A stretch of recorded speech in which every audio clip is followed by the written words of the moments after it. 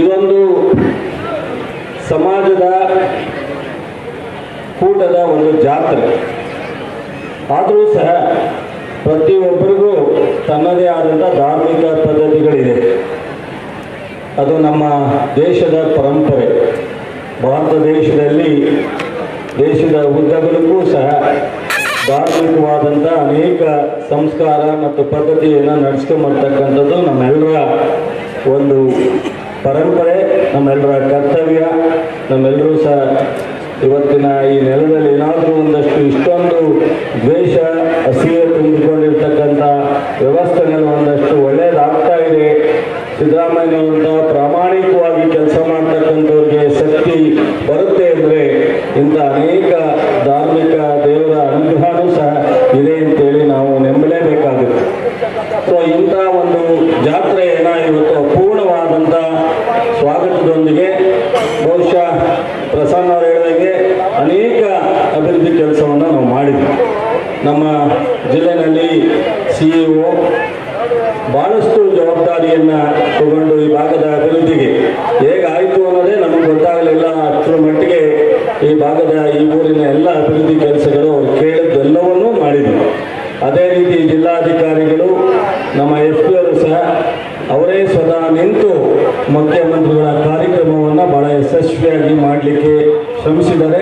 ಅದೇ ರೀತಿ ತಾಲೂಕಿನ ಎಲ್ಲ ಅಧಿಕಾರಿಗಳಿರ್ಬೋದು, ನಮ್ಮ ಪಕ್ಷದ ಮುಖಂಡರಿರ್ಬೋದು, ಸಮಾಜದ ಮುಖಂಡರುಗಳಿರ್ಬೋದು, ಈ ಭಾಗದ ಬಿಡನೂಲೆ ಮತ್ತು ಕಸ್ಬಾ ಹೋಬಳಿಯ ಅದು ಸೊಸೈಟಿ ಇರ್ಬೋದು, ಪಂಚಾಯಿತಿ ಇರ್ಬೋದು, ಇನ್ನಿತರೆ ಮುಖಂಡರುಗಳಿರ್ಬೋದು, ಪ್ರತಿಯೊಬ್ಬರು ಶ್ರಮಿಸಿದ್ದೀರ. ಪ್ರತಿಯೊಬ್ಬರು ಇದರಲ್ಲಿ ತಾವು ತಮ್ಮ ಸಮರ್ಪಣೆ ಮಾಡಿಕೊಂಡು ಎಲ್ಲರೂ ಭಾಳ ಕೆಲಸ ಮಾಡಿದ್ದೀರ, ಭಾಳ ಯಶಸ್ವಿಯಾಗಿ ಫಂಕ್ಷನ್ ಮಾಡಿದ್ದೀರ. ಇದಕ್ಕೆ ನನ್ನ ಧನ್ಯವಾದಗಳನ್ನ ನಾನು ಹೇಳಲಿಕ್ಕೆ ಇಚ್ಛೆಪಡ್ತೀನಿ. ಜೊತೆಗೆ ನಾನು ಇಂಥ ಒಂದು ಪೂಜಾ ಸಂದರ್ಭದಲ್ಲಿ, ಜಾತ್ರಾ ಸಂದರ್ಭದಲ್ಲಿ ರಾಜಕೀಯವನ್ನು ಹೆಚ್ಚು ಮಾತಾಡಲಿಕ್ಕೆ ಹೋಗಲ್ಲ. ಆದರೆ ಬಹುಶಃ ರಾಜಕಾರಣ ಇಲ್ಲದೆ ಏನು ಇರಲಿಕ್ಕೆ ಸಾಧ್ಯ ಇಲ್ಲ. ಪ್ರಜಾಪ್ರಭುತ್ವದಲ್ಲಿ ರಾಜಕೀಯ ಕ್ಷೇತ್ರ ಬಹಳ ಮುಖ್ಯವಾದದ್ದು. ಈ ದೇಶದ ಅಭಿವೃದ್ಧಿಗಿರ್ಬೋದು, ಪ್ರತಿಯೊಂದು ಜನ ಕಲ್ಯಾಣವಿರ್ಬೋದು, ಜನಸಾಮಾನ್ಯರ ಯೋಜನೆಗಳಿರ್ಬೋದು, ಎಲ್ಲವೂ ಸಹ ಈ ಒಂದು ಡೆಮಾಕ್ರಸಿನಲ್ಲಿ ರಾಜಕೀಯ ವ್ಯವಸ್ಥೆಯಿಂದಲೇ ಸದೃಢಗೊಳ್ಳಬೇಕಾಗಿರ್ತಕ್ಕಂಥದ್ದು ಅದೆಲ್ಲರಿಗೂ ಗೊತ್ತಿರ್ತಕ್ಕಂಥ ವಿಚಾರ. ನಾನು ಬಹುಶಃ ನಾಗಮಂಗಲದಲ್ಲಿ ನಾನು ರಾಜಕೀಯಕ್ಕೆ ಬಂದ ಮೇಲೆ, ನಾನು ಶಾಸಕರಾದ ಮೇಲೆ ಈ ಥರದ ಒಂದು ಸಮಾಜದ ಕಾರ್ಯಕ್ರಮ ಇಷ್ಟೊಂದು ದೊಡ್ಡ ಪ್ರಮಾಣದಲ್ಲಿ ಒಂದಷ್ಟು ದೇವಲಾಪುರದಲ್ಲಿ ನಮ್ಮ ಮಾಜಿ ಕಾರ್ಪೊರೇಟರ್ ಮಾಡಿದರು ಒಂದು ಸರಳವಾದಂಥ ಸಮಾರಂಭ. ಬೀರೇಶ್ವರದಲ್ಲಿ ಮರಿಯಪ್ಪನವರು ಹುಟ್ಟಿ ಇಲ್ಲಿ ಶಾಸಕರಾಗಿ, ಮೈಸೂರಿನಲ್ಲಿ ಶಾಸಕರಾಗಿ, ಹಣಕಾಸಿನ ಸಚಿವರಾಗಿದ್ದಂಥದ್ದು ಇತಿಹಾಸ ಗೊತ್ತು. ಚಿಗರಿಗೌಡರು ಸಹ ಅದೇ ರೀತಿ ಶಾಸಕರಾಗಿ ಅವರು ಸಹ ಇವತ್ತು ಅವ್ರ ಮಗಳು ಇಲ್ಲೇ ಕೂತಿದ್ದಾರೆ. ಇದನ್ನು ಸಹ ನಿಮ್ಮೆಲ್ಲರಿಗೂ ಗೊತ್ತಿದೆ. ಅದೇ ರೀತಿ ನಮ್ಮ ಮಾಧವ್ ಗೌಡ್ರು ಇರ್ಬೋದು, ಶಂಕರೇಗೌಡರು ಇರ್ಬೋದು, ಸಿಂಗಾರಿಗೌಡರು ಇರ್ಬೋದು, ಕೃಷ್ಣಪ್ಪನವರು ಇರ್ಬೋದು, ಈ ರೀತಿ ನಮ್ಮ ಶಿವರಾಮೇಗೌಡರು ಇಲ್ಲೇ ಕೂತಿದ್ದಾರೆ. ಸಾಕಷ್ಟು ಜನ ಶಾಸಕರಾಗಿ ಈ ತಾಲೂಕಿನ ಹಿರಿಮೆಯನ್ನು, ಗೌರವವನ್ನು ಹೆಚ್ಚಿಸಿರ್ತಕ್ಕಂಥದ್ದು ನಿಮ್ಮೆಲ್ಲರಿಗೂ ಗೊತ್ತಿದೆ. ಆದರೆ ಸಿದ್ದರಾಮಯ್ಯ ಬಹುಶಃ ಅಂಥ ಒಂದು ಸರಳತೆ ಮತ್ತು ಹಳ್ಳಿಯ ಜನರ ಕಷ್ಟ ಮತ್ತು ಜನರ ಪರ ಕಾರ್ಯಕ್ರಮವನ್ನು ನಾನು ಯಾವುದೋ ಒಂದು ಗುರುಗಳ ಹತ್ರ ಭೇಟಿ ಮಾಡಿ ಆ ಸಂದರ್ಭದಲ್ಲಿ ಹೇಳಿದ್ರು, ಸಿದ್ದರಾಮಯ್ಯನವರಿಗೆ ಅವರು ನಂಬಿಕೆ ಇದೆಯೋ ಇಲ್ವೋ, ಅವ್ರ ದೇವಸ್ಥಾನಕ್ಕೆ ಹೋಗಿ ಸಮರ್ಪಣೆ ಮಾಡ್ಕೋತಾರೋ ಬಿಡ್ತಾರೋ ಅದು ಗೊತ್ತಿಲ್ಲ. ಆದರೆ ಅವ್ರು ಮಾಡೋ ಕೆಲಸ, ಅವ್ರ ಕಾರ್ಯಕ್ರಮಗಳು ಸಾರ್ವಜನಿಕರಿಗೆ, ಬಡವರಿಗೆ ತಲುಪುತ್ತಲ್ಲ, ಅವರೆಲ್ಲರ ಆಶೀರ್ವಾದ, ಅವರೆಲ್ಲರೂ ಕೇಳ್ತಕ್ಕಂಥ ದೇವರಲ್ಲಿ ಪ್ರಾರ್ಥನೆ ಸಿದ್ದರಾಮಯ್ಯನವ್ರಿಗೆ ಶಕ್ತಿ ಕೊಡುತ್ತೆ ಅನ್ನೋದನ್ನು ನಮಗೆ ಒಬ್ಬರು ಗುರುಗಳು ಹೇಳಿ. ಬಹುಶಃ ಅದು ಎಲ್ಲ ಸಂದರ್ಭದಲ್ಲಿ ನೋಡಿದಾಗ ಅದು ಸತ್ಯ ಅನಿಸುತ್ತೆ.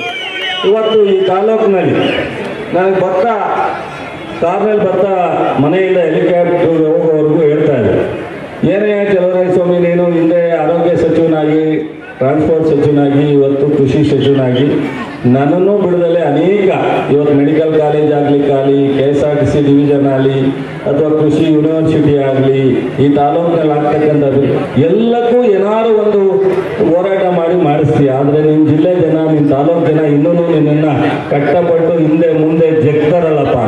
ಅದಕ್ಕೆ ನಾನು ಹೇಳಿದೆ, ಬಹುಶಃ ನಿಮ್ಮನ್ನು ಒಂದ್ಸಲಿ ಜನ ಇಷ್ಟೊಂದು ದೊಡ್ಡ ಪ್ರಮಾಣದಲ್ಲಿ ನನ್ನನ್ನು ಬಿಡಿ, ನಿಮ್ಮನ್ನೇ ಒಂದ್ಸಲಿ ಸೋಲಿಸಿದ್ದಾರೆ. ಏನೂ ಮಾಡಲಿಕ್ಕಾಗಲ್ಲ, ನಮ್ಮ ದುರಾದೃಷ್ಟನೋ ಅಥವಾ ಕರ್ಮನೋ. ಈ ತಾಲೂಕಿನ ಈ ಜಿಲ್ಲೆಯ ಸೇವೆ ಮಾಡ್ತಕ್ಕಂಥದ್ದು ನಮ್ಮ ಕರ್ತವ್ಯ. ನೀವು ಯಾವ ರೀತಿ ಏನೇ ಆದ್ರೂ ನಮ್ಮ ಕೆಲಸ ಮಾಡಬೇಕು ಅಂತಿರೋ ಹಾಗೆ ನಿಮ್ಮ ಜೊತೆನಲ್ಲಿ ಇಟ್ಕೊಂಡು ನಾವು ಒಂದಷ್ಟು ಕಲ್ತ್ಕೊಂಡಿದ್ದೀವಿ. ನಮ್ಮ ಕೈಲಾದದ್ದು ಪ್ರಾಮಾಣಿಕವಾಗಿ ಕೆಲಸ ಮಾಡೋಣ. ಜನಕ್ಕೆ ಉಳಿದಂಥದ್ದು ಜನರು ತೀರ್ಮಾನಕ್ಕೆ ಬೇಡ. ಜನ ಯಾಕೆ ಸೋಲ್ಸೋರು ಯಾಕೆ ಗೆಲ್ಸೋರು ಅಂತ ಹೇಳಿ ನಾವು ಕೇಳೋವಂಥ ಅಧಿಕಾರ ಇಲ್ಲ. ಇವತ್ತು ನಾಗಮಂಗಲದಿಂದ ಬೆಳಗುಳಕ್ಕಾಗಿರೋ ರಸ್ತೆ ಅವ್ರು 13ರಿಂದ 18ಕ್ಕೆ ಮುಖ್ಯಮಂತ್ರಿ ಆಗಿದ್ದಾಗ 30 ಕೋಟಿ ವೆಚ್ಚದಲ್ಲಿ ಮಾಡಿದ್ರು. ಅದನ್ನು ಕಂಪ್ಲೀಟ್ ಮಾಡ್ಲಿಕ್ಕೆ 5 ವರ್ಷ ತಗೊಳ್ಳಿಲ್ಲ. ಇವತ್ತೇನು ಈ ಭಾಗದಲ್ಲಿ ಒಂದು ನೀರಾವರಿ ಯೋಜನೆಯನ್ನ ಇವತ್ತು ಬಿಣ್ಣನೂಲೆ ಕಸ್ಬಾ ಕೆಲವು ಭಾಗ ಒಣಕೆರೆ 250 ಕೋಟಿ ಕಳೆದ ಬಾರಿ 2018ರಲ್ಲಿ ಮಾನ್ಯ ಕುಮಾರಸ್ವಾಮಿ ಅವರು ಮುಖ್ಯಮಂತ್ರಿ ಆಗ್ತಾರೆ, ಚಲುವರಾಯಸ್ವಾಮಿ ಅವರು MLA ಆದರೆ ಕೆರೆ ತುಂಬಿಸುವಂಥ ಯೋಜನೆ ಮಂಜೂರು ಮಾಡಲ್ಲ ಅಂತ ತಿಳ್ಕೊಂಡು ಸೋಲಿಸ್ತು ಅಂತ ಕೆಲವರು ಹೇಳೋರು.